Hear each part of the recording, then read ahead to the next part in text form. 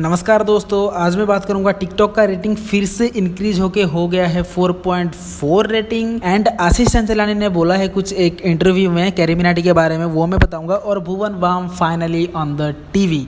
And Harsh Beniwal के बारे में बात करूंगा मैं आज थोड़ा सा। तो चलो फास्ट अपडेट ये है कि दोस्तों मैंने कुछ दिन पहले देखा था प्ले स्टोर पे कि 28 मिलियन के आसपास रिव्यूज़ था, जो कि 1.2 रेटिंग हो गया था टिकटॉक का। बट आज मैंने चेक किया जो कि 20 मिलियन रिव्यूज़ है, मतलब गूगल ने डिलीट कर दिया है approximately 9 million reviews. And it obviously grows up to 4.4 rating. But यार दोस्तों, आई डोंट नो कि ये गूगल कैसे डिलीट किया है और क्यों डिलीट किया है। एक्चुअली एथिकली तो आप डिलीट नहीं कर सकते। या अगर मुझे कोई ऐप अच्छा नहीं लगता तो ऑब्वियसली मैं जाके कम रेटिंग दे सकता हूँ, लेकिन गूगल कैसे डिलीट कर दिया है अप्रोक्सीमेटली 9 मिलियन रिव्यूज़।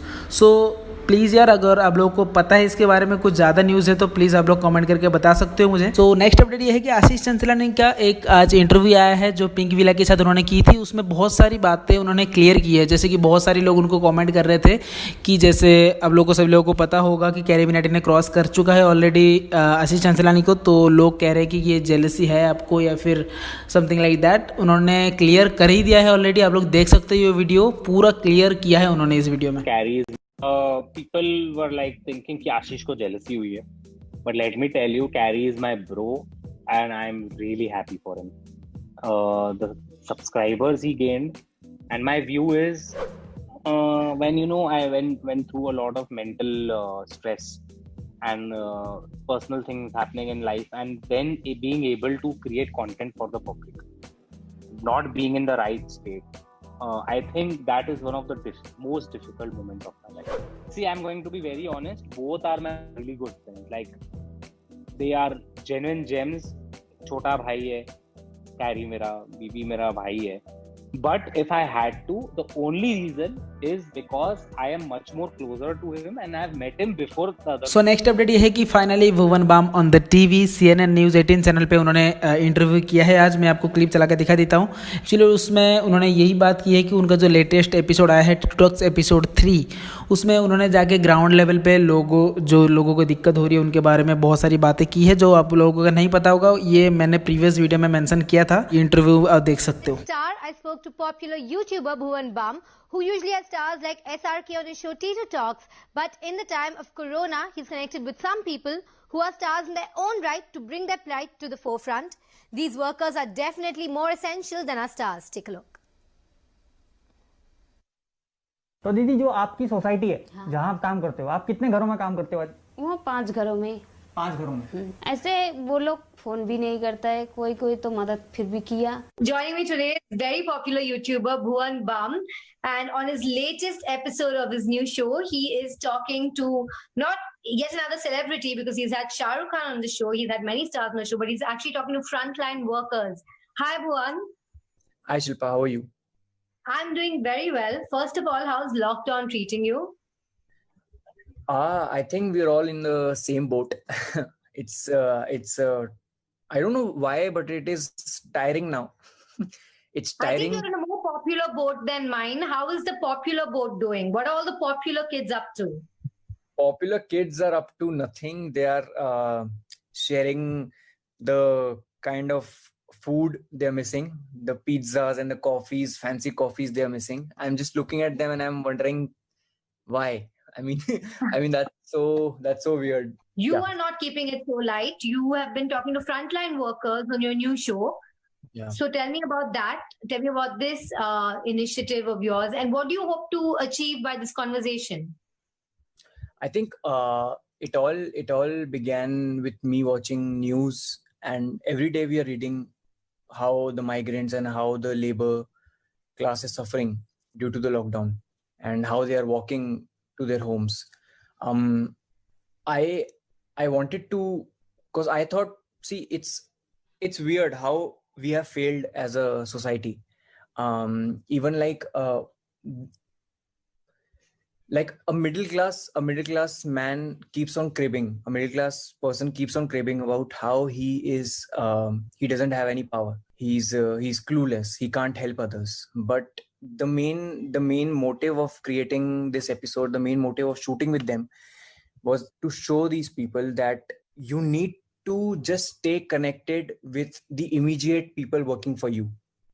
दूध वाला, सब्जी वाला, अखबार वाला, घर पे जो काम करती हैं वो दीदी, वॉचमैन, सिक्योरिटी गार्ड, अगर हम इन सब की हफ्ते में एक बार अगर फोन करके if we ask them about their whereabouts, then we'll mentally overcome this pandemic, because no one is talking to them, and India has 40% middle class families, 40% and above.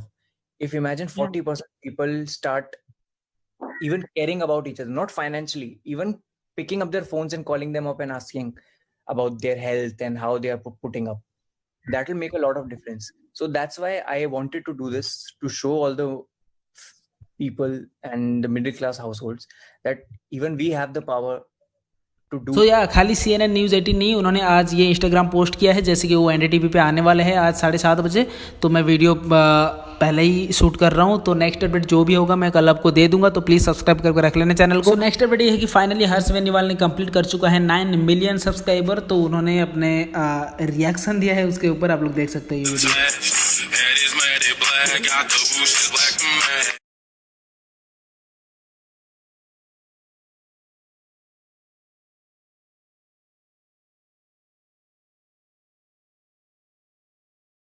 तो नेक्स्ट अपडेट ये है कि दोस्तों थोड़ा सा serious topic है ये, जैसे कि ट्विटर पे अभी ट्रेंडिंग चल रहा है, आप लोग देख सकते हो कि आर्टिकल 30A हटा दो। तो दोस्तों ये वीडियो आप देख लो, ये अंकल कुछ कह रहे हैं, उसके बारे में मैं अपना ओपिनियन देता हूँ।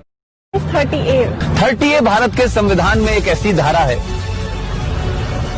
ये धारा ये कहती है कि हिंदू अपने धर्म की शिक्षा नहीं दे सकता, अपने कॉलेज में नहीं दे सकता, प्राइवेट कॉलेज में नहीं दे सकता, इसके लिए कॉलेज नहीं बना सकता, और जो सरकार के जो कॉलेजेस हैं उसमें नहीं दी जा सकती। लेकिन एक धारा है 30, वो 30 धारा मुसलमानों को इस बात की इजाजत देती है कि वो अपनी मजहब की शिक्षा के लिए कॉलेज खोल सकते हैं, वो मदरसे चला सकते हैं, क्रिश्चियन अपने मदरसे चला सकते हैं, स्कूल इंस्टीट्यूशन चला सकते हैं, जहां वो अपने मजहब की शिक्षा दे सकते हैं। मेरा सवाल यह है, क्या संविधान के निर्माताओं को इस बात का बोध नहीं था कि सिन्नी जी, अगर आप अपने धर्म की शिक्षा आपको नहीं मिलेगी तो आप में संस्कार कहां से आएंगे, आप में फेथ कहां से आएगा, आप वेद क्या हैं, पुराण क्या है, कैसे जानेंगे अगर आपसे कहा जाए आपको ये नहीं पढ़ना है।